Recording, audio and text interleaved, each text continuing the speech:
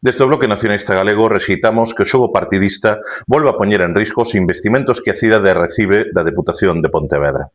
Xa abonda de irresponsabilidade e de teimar no canto peor mellor. É claro que na lea permanente entre PSOE e PP quen acaba perdendo sempre somos as viguesas e os vigueses. Non podemos tolerar nin o intento de secuestro dos fondos por parte do PP, nin o amago de renuncia polo PSOE. É inaceptável que por cálculos electoralistas Abel Caballero e Luisa Sánchez xoguen cos recursos que a Deputación ten que transferir á cidade como se fosen seus.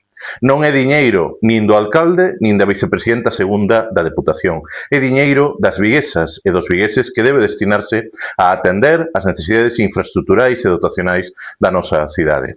Desde o BNG exiximos que uns e outras deixen de utilizar as institucións e o diñeiro público como instrumentos partidistas e electorais. En ese sentido, reclamamos que os gobernos municipal e provincial acorden de maneira inmediata o convenio para o 2027. Un convenio que, iso sí, debe incrementar a achega que fai a Deputación que leva moitos anos conxelada, tal e como reclamou o propio BNG no último pleno provincial, para poñermos fin ao sinsentido de que concellos de menos de 15.000 habitantes poidan recibir máis recursos que a cidade de Vigo.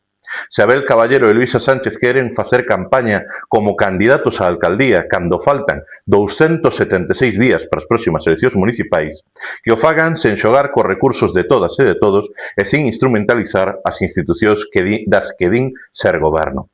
Que compitan con propostas e con proxectos para a cidade, se é que os teñen, pero non con disputas infantís que fan que Vigo perda.